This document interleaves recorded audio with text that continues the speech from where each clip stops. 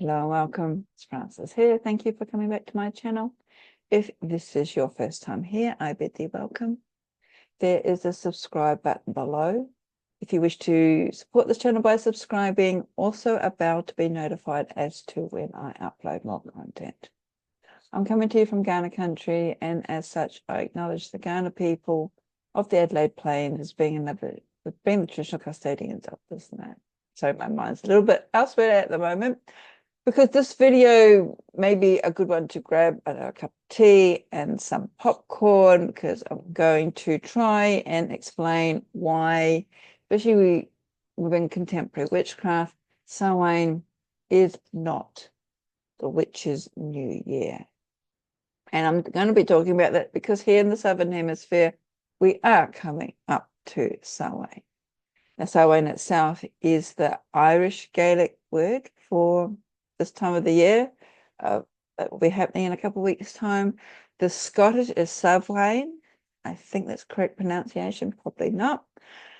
And it is this sort of pop culture reference that is or has been circulating for a while now, of it being associated with the witch's new year, which is beginning to again get under my skin, because it's a mixture of half-truths and pseudo-cultural niceties, and there is no sort of established accuracy in this association. So while I thought in this video, I'm going to unpack things, and I can sort of maybe help you look through the lens that I'm looking at. The word itself, Samhain, as I said, comes from the Gaelic word meaning summer's end. And this is because from my own Celtic studies, the Celts were understood to see their seasonal wheel basically of two seasons, summer and winter. Therefore, Samhain marked that entrance point, the portal, the gateway to the winter season. It was a timing of bringing the animals down from the summer pastures, because they were going to be housed in a lot of parts around Ireland and Scotland in particular, housed indoors. And therefore, any excess animals or animals which didn't think that they would make it through the winter were culled, were slaughtered, to ensure that people had enough food to last them through the winter months. And this meant that Samhain was the third of three harvest festivals. We first had Lammas or Lanassa, which was one of the grains. Then there was the festival of the fruit, or probably more in particular, the wine, which was the autumn, the autumn equinox. And now we're at Samhain, the time of sort of slaughter. It was also a time of ancestors, but also a festival that was associated with blood, I guess, more appropriately. So the only or the major problem I have with thinking that Samhain was the witch's new year is that it doesn't mark the beginning of something. Instead, it marks the drawing in of something heading towards the darkest month, which we know, of course, is the winter solstice. The winter solstice has sort of like a double-edged sword, but like the new moon and dark moon, where on one side you have the dark moon, and then on the other side you have the new moon. At the winter solstice, on the eve, you have the darkest time of the year, and then the next morning you had the rebirth of the sun, which meant from that point onwards you would be heading into the warmer parts of the year. So as I do in trying to ascertain where this reference to the witch's new year originated from, I came across a lot of sort of gardener bashing or Wicca bashing more than anything. However, as far as I'm concerned, Gerald Gardner never referred to Samhain as being the witch's new year. If I am incorrect, please put comments below, because this is my understanding. And I even sort of checked my own upline just in case I had missed something. And basically the response that came back to me was within contemporary witchcraft or initiatory craft, whatever you would like to call it. Working through the seasons, this is cyclic. It's not linear. And we just go round and round. And if anything, maybe there's a suggestion that Imbolc, the beginning of spring, could be perceived as the new year. However, there is, again, the emphasis that every festival had its uniqueness. So one didn't start where another ended, so to speak. And before I go any further, I just would like to clarify and point out that firstly, despite my upline stretching back to the 70s, every coven within contemporary witchcraft is autonomous, meaning what I've just told you is not a blanket for all initiates within contemporary witchcraft. And to what I'm referring to in this video, as with my earlier video about the incorrect usage of the word Mabon for the autumn equinox, is by and large the overgeneralization of things, especially when there is no actual truth behind it. And there is one particular mistruth that has long been circulating, and I even write about it in my book, Dancing the Sacred Wheel. And again, it comes back to an Australian website, which I'll link below, Australis, which may allude to this pop reference, which is now becoming more and more popular thanks to social media, linking Samhain to this imaginary witch's new year.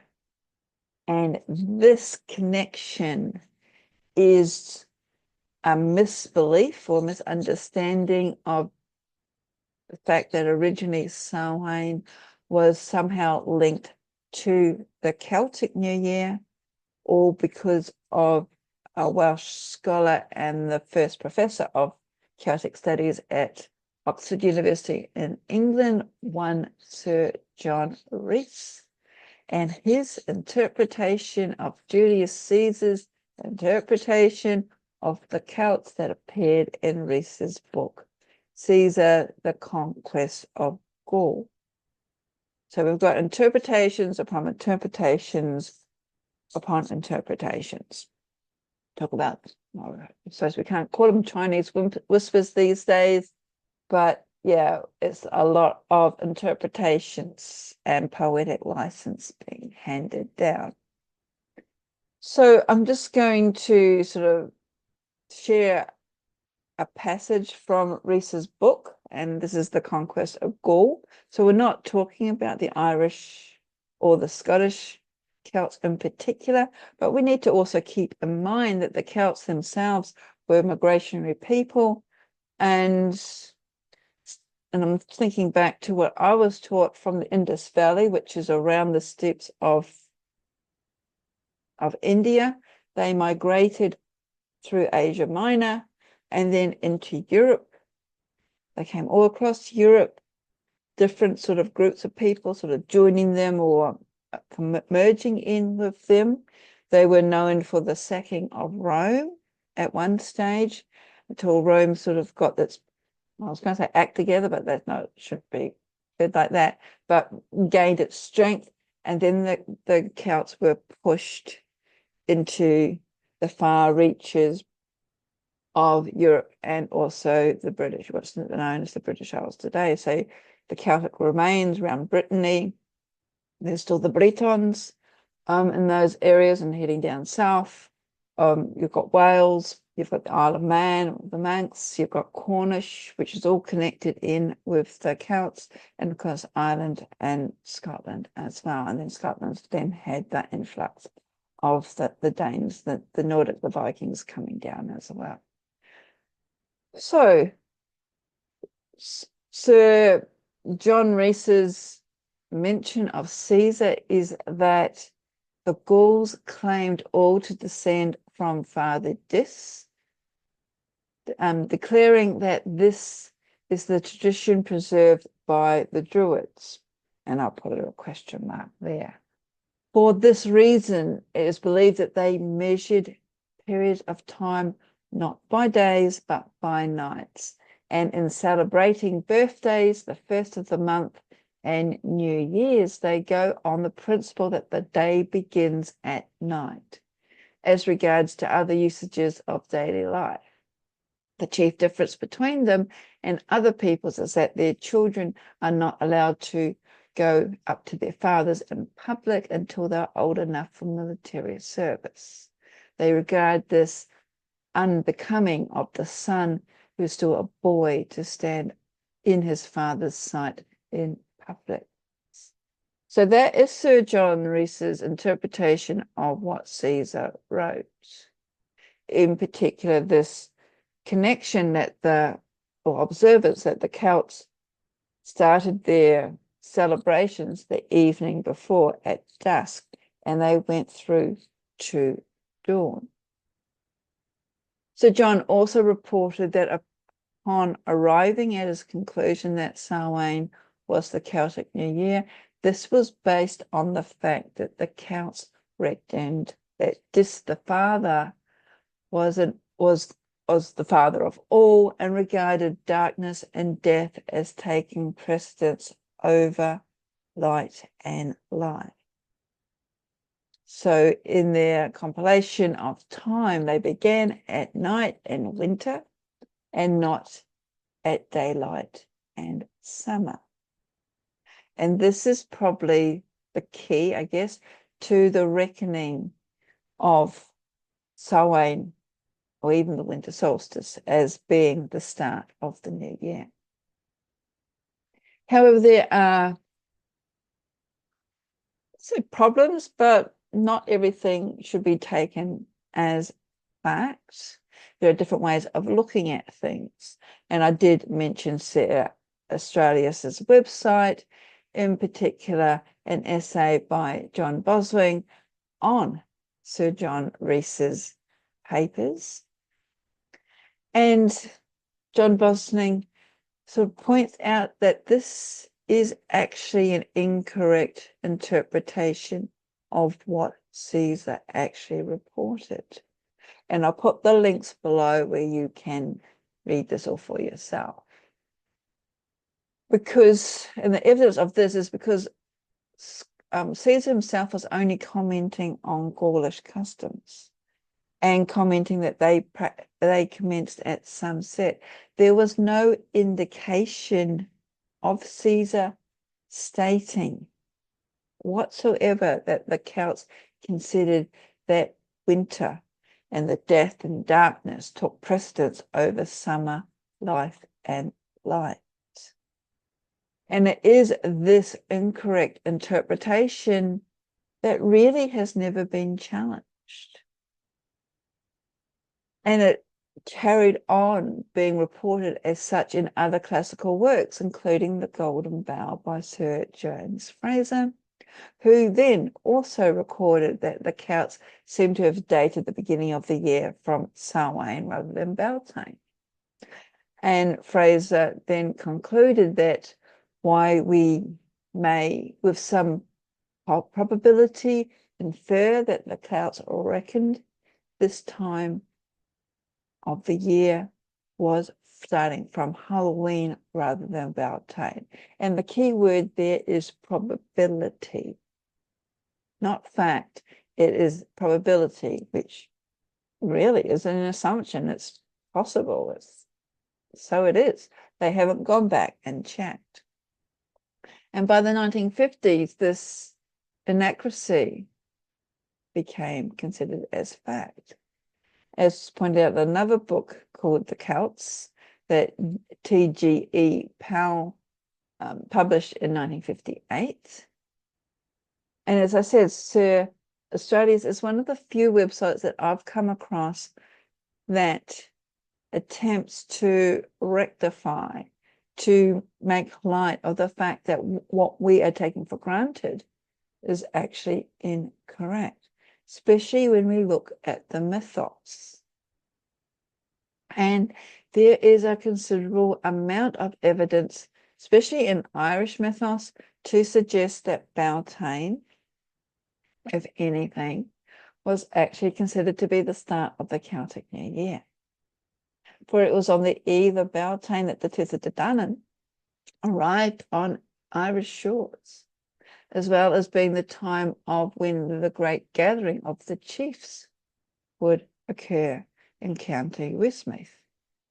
And in 405 Common Era, during the reign of Duthie, conflict arose between the pagan Irish and the Christians, which resulted in St. Patrick lighting his famous Paschal fire at Slane, which just happened to occur prior to the lighting of the sacred Beltane. Then there's also the connection with various Celtic heroes believed to be born around Beltane. And as I mentioned in my Mabon video, Mabon is associated with Beltane as well from the Irish myth, so from the Welsh myths and the Mabinogion. So there is more evidence of people sort of look at it that if the Celts had a stopping point, then it would have been either midwinter, the rebirth of the sun, or even Beltane. Definitely not Samhain. And if we look at the wheel of the year, even in a modern concept, it's the same way as we look at the moon cycle. There is this sort of like split that happens between, say, the dark moon and the new moon. On one moment, it's the darkest time of the sky before that first sliver appears. And then at the midwinter solstice, the same thing happens. We come up to the darkest part of the year before the new is reborn with the sun. So it makes more sense that midwinter would be the new year rather than Samhain, which is just a gateway into winter. It doesn't mark the newness of anything. And somewhere along the line, and I think this seems started to emerge out of either the 80s or the 90s or even early parts of this century, anything that was Celtic, especially when it came to neo-paganism, automatically became Wicca or witchcraft, regardless of whether it was or not. And I think that this is where the connection of Samhain incorrectly being associated as the Celtic New Year has been transposed into modern day witchcraft as the Witches' New Year. And all the sort of fuzziness sort of merges, especially with, I call it pop witchcraft these days. Then we have the anti-Gardner brigade pointing their fingers at Gardner, regardless of the fact that he never connected the two. The only other association that I can find, or connection that I can find, is in the Northern Hemisphere, around the 31st of October, Halloween, and everybody, especially in America, everybody loves to dress up their porches. So it is the witchiest of all months. And again, social media, the internet, we're seeing a lot of this happening again. Calling something more witchier than the other doesn't really resonate with me personally. My interpretation of witchcraft as seen through the lens of contemporary witchcraft.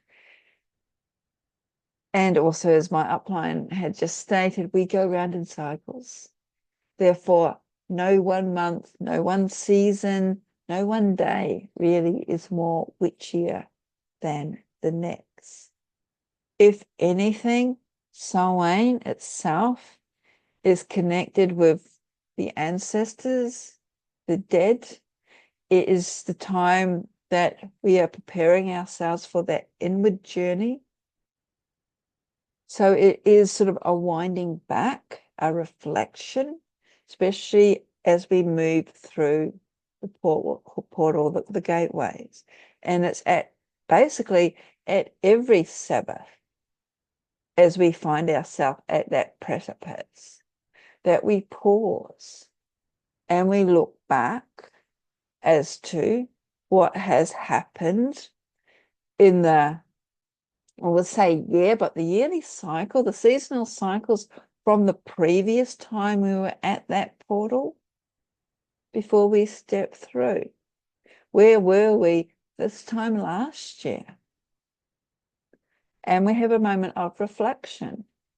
How did we move through the winter months last time? How did that benefit? Were there things that we need to improve on? And here we are again. So what lessons are there for us to learn? And this is why we go around in cycles. And each cycle takes us deeper and deeper, as opposed to something ending and something beginning. There is this flow, this merge in between.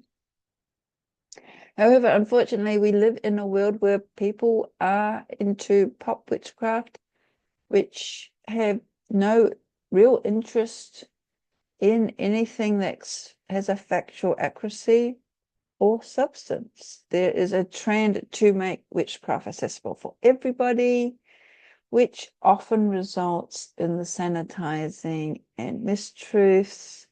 And I guess for people like myself who sort of speak out and say it's not what I do, we get called elitist or old-fashioned or behind the times. I've even come across people who don't like the association with Samhain being connected with blood.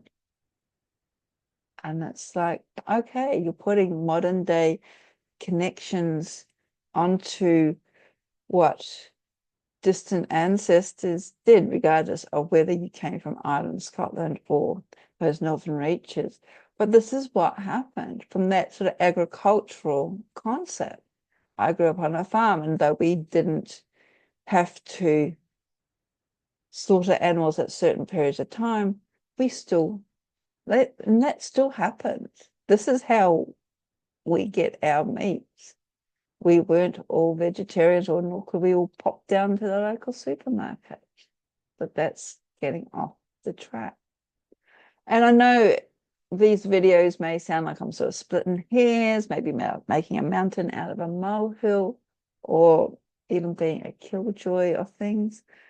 But in a world that's increasingly filled with fake news and AI and utter bullshit, really, when these falsehoods get perpetuated, it does water down the essence of the craft, especially for newcomers. And we're seeing this more and more on the internet. Even myself, I was looking for this last week, I was looking for references so I could do a series of magic workings, basically. And I thought, instead of going into my library and pulling out the books and going through all the texts, I'll just do a quick Google search and voila, it'll come up. Well, no, I actually ended up going round and round in circles because I couldn't refine my search to get the results of what I wanted. I was getting all new age pseudo experts who have come down the last rainstorm, and you could tell that they had, because I've come from a place of experience. I knew exactly what I was looking for. But if I was new, I would not have that knowledge. And I suppose, again, this is sort of the underlying reasoning why I'm doing these videos. And as I said, it's coming through my lens. And I'm asking the people out there, asking if you're watching this, how do you view your craft? At the end of the day, is it just a thing that you're going to cast away when you find the next sparkly bouncing ball? Or is it actually something a little bit more serious, part of your life? And if you're like me, it's a religion, but it's more than that. It encompasses everything that you do. Therefore, getting the right foundation is very important. And I'm not even going to talk about the use of language either, because that's another thing that we need to be mindful of this. So I'm going to end here. I'm going to put the links below, especially to C.S. Jadius, because I've referred to them a few times, and also to a section of Sir James Fraser's book, The Golden Bough, where he just sort of said we're just repeating information. No one's bothering to research. If you do have some knowledge of Gardner calling Samhain the Witch's New Year, I would be very interested in finding out more about it. So again, put the comments below. And wait for the next installment. So I hope your popcorn has been delightful, your cup of tea has been warm, and I'll see you again soon. Blessings.